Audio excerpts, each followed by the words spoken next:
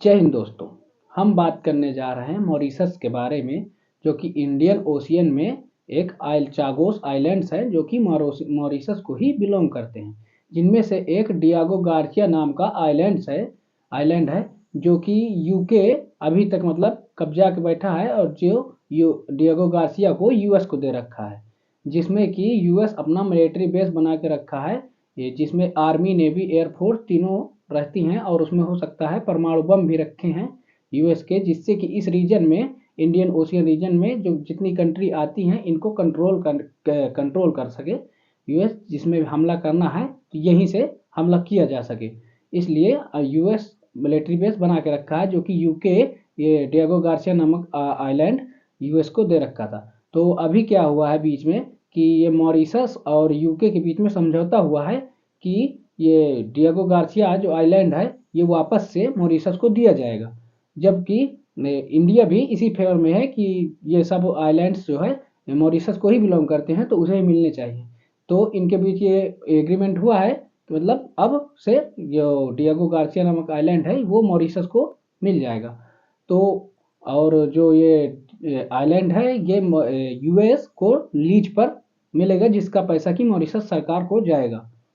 तो अभी ये जो एग्रीमेंट हुआ है, तो डोनाल्ड ट्रंप के जीतते ही मतलब ये बात की आशंका लगाई जा रही है कि जो एग्रीमेंट हुआ है तो इसको हो सकता है डोनाल्ड ट्रंप ना माने और इस एग्रीमेंट को ख़त्म कर दे, क्योंकि उनका मिलिट्री बेस हो सकता है कि मॉरिशस अभी तो मतलब फेवर में है, मगर अगले टाइम जाके किसी चाइना वाइना आदि देश जो हैं तो इनके फेवर में जाके यूएस से ये डियागो गार्सिया आइलैंड छीन कर उन्हें दे सकता है। इसलिए हो सकता है कि डोनाल्ड ट्रंप ये मतलब एग्रीमेंट को ना माने। और देखते हैं जैसे कोई नेक्स्ट अपडेट आती है तो हम आपको बताते रहेंगे। बढ़ते हैं अपने नेक्स्ट टॉपिक की ओर। और हमारा नेक्स्ट टॉपिक है कि सऊदी अरब के एक्सटर्नल मिनिस्टर अल सऊद भारत आए हुए हैं, जिनसे कि हमारे विदेश मंत्री डॉक्टर एस जयशंकर सर के साथ मीटिंग हुई है। और इसमें हमारा एस जयशंकर सर ने कहा है कि जो सऊदी अरब और कतर जैसी कंट्रीज हैं, जो कि एक मीडिएटर का रोल प्ले करती हैं और पीस टॉक के जरिए मामला को ख़त्म करवाती हैं, तो इनको जो है बहुत सारी कंट्रियों के द्वारा इग्नोर किया जाता है, जैसे कि यूएस और इजराइल द्वारा इग्नोर किया जाता है, इग्नोर किया जा रहा है।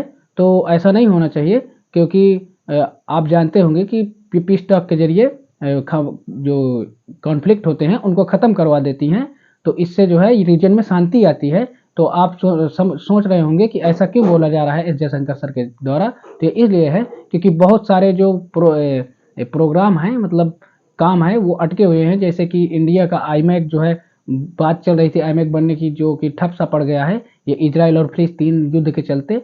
और चाइना का भी मतलब BRI प्रोजेक्ट है, जिससे कि होकर मिडिल ईस्ट से ही निकलना था, तो वो भी ठप सा पड़ गया है। तो बहुत सारी कंट्री जो है ये चाहती हैं कि इजराइल और फिलिस्तीन का जो कॉन्फ्लिक्ट है ये ख़त्म हो, तो बाकी डेवलपमेंट्स भी चालू हो। तो देखते हैं आगे क्या डेवलपमेंट आती है मतलब। तो बढ़ते हैं अपने नेक्स्ट टॉपिक की ओर। और हमारा नेक्स्ट टॉपिक है कि सुप्रीम कोर्ट ने अनुच्छेद 142 का उपयोग करते हुए एक स्टेटमेंट जारी की है, जो कि बुलडोजर के ऊपर है। जो कि आपने देखा ही होगा कि बुलडोजर का जो है नाम सुनते ही कुछ ज़्यादा ही मन में ख्याल आने लगता है। पहले ये आता था कि कुछ कार्य होगा या खुदाई करनी होगी ये, मगर अब जो है बुलडोजर का नाम सुनते ही सीधे बुलडोजर बाबा ध्यान में आते हैं, जो कि माफिया जो थे या गुंडे थे या अपराधी थे उनके घरों को तोड़ने के काम में लिया जा रहा है। इस समय ज़्यादातर लिया जा रहा है, जिससे कि अभी सुप्रीम कोर्ट ने ये स्टेटमेंट जारी की है कि ये सब गलत है, ये नहीं होना चाहिए। तो ये स्टेटमेंट जारी तो कर दी, मगर ये इम्प्लीमेंट होगी या नहीं होगी ये बात का टॉपिक है। क्योंकि कोई ना कोई रूल लगा के कि ये अवैध निर्माण है, इतनी की परमिशन नहीं है, कुछ भी करके इसको तोड़े जाएंगे ही इसकी मानना नहीं हो पाएगी।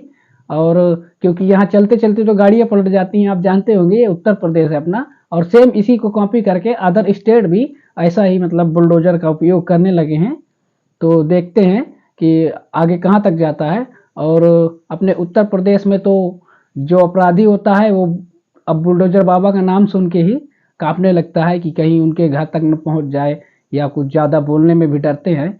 तो इसको देखकर ही सुप्रीम कोर्ट ने ये स्टेटमेंट जारी की है।